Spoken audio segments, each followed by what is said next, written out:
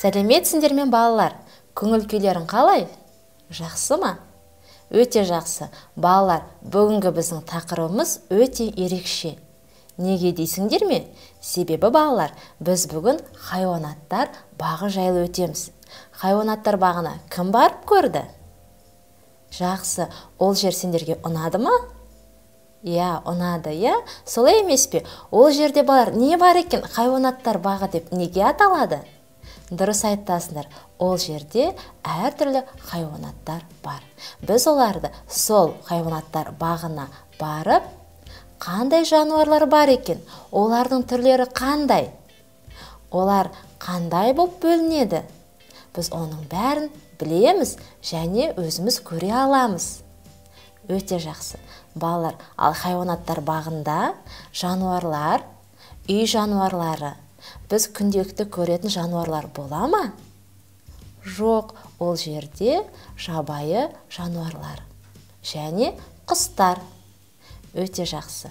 Балалар, енді хайуанаттар бағында қандай ереже сақтауымыз керек? Соны бір еске түсірейікші. Я, біз хайуанаттар бағында қатты жүгіруімізге болмайды. Хайуанаттардың қасына қатты жақындауға болмайды.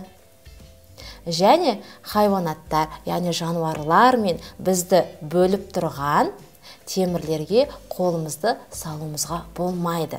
Және де бар жануарларға, құстарға кез келген затты, мүмкін тас, мүмкін тамақты лақтыруымызға беруге болмайды. Ол тыйым салынған. Осы ережелерді хайуанаттар бағына ата-аналарымен бірге барғанда ұмытпауға тырысыңдар. Балалар, енді сендермен біз буын дегеніміз не екен анықтайықшы. Сендер сөз не екен білесіңдер. Енді буын. Сөз, балалар, буынға бөлінеді. Сөзде қанша дауысты дыбыс болса, сонша буын болады. Мысалы, балалар, қаз деген сөзді буынға бөліп көрейікші. Қаз. Кәне, балалар, мен қол шапалақтап көрейін. Қаз. Неше рет қол шапалақтадым? Бір рет. Яғни қаз деген сөзде бір ғана буын бар. Буындар санын осындай белгімен белгілеп қояйын. Яғни бір белгі, бір буын. Енді, балалар, хайуанаттар бағында тағы қандай жануарларды көрдіңдер? Я, ол жерде қасқыр да бар. Қасқыр. Енді қасқыр деген сөзді буынға бөліп көрейікші, кәне. Қасқыр. Неше рет қол шапалақтадым? 2 рет. Яғни қасқыр деген сөзде 2 буын бар. Мен 2 белгінің суретін саламын. 1, 2. Өте жақсы. Қасқыр. Балалар, енді тағы да қандай жануарлар бар хайуанаттар бағында? Дұрыс. Түлкі. Түлкі. Түлкі деген сөзде неше буын бар? Кәне? Түлкі. Қайтадан. Түлкі. Неше рет қол шапалақтадым? 2 рет. Неше буын бар екен, балалар? 2 буын бар. Мен 2 белгінің суретін саламын. 1 буын. Түлкі. 2 буын. Өте жақсы. Балалар, сонда біз сөздегі буындар санын қалай анықтасақ болады?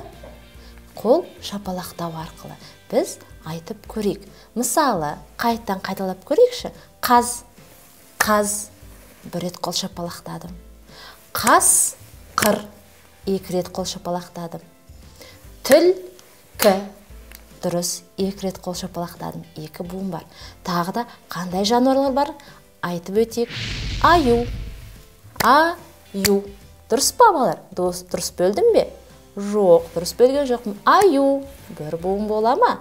Кәне ойланып көріңдерші, қайсысы дұрыс? Я, балалар, бұл сендерге әзірге қиын. Не себепті? Өйткені бұл алдағы уақытта осы әріптерді, дыбыстарды өткенде осы сөзге қайттан ораламыз. Сондықтан әрбір сабақты мұқият тыңдап қарап отырыңдар. Жарай ма? Сендерге тапсырма. егер хайуанаттар бағына барып жатсаңдар, сол жерде көрген жануарлардың, я болмаса құстардың атын буынға бөліп көріңдерші. Жарай ма? Өте жақсы. Балалар, бүгінгі біздің сабағымыз бітті.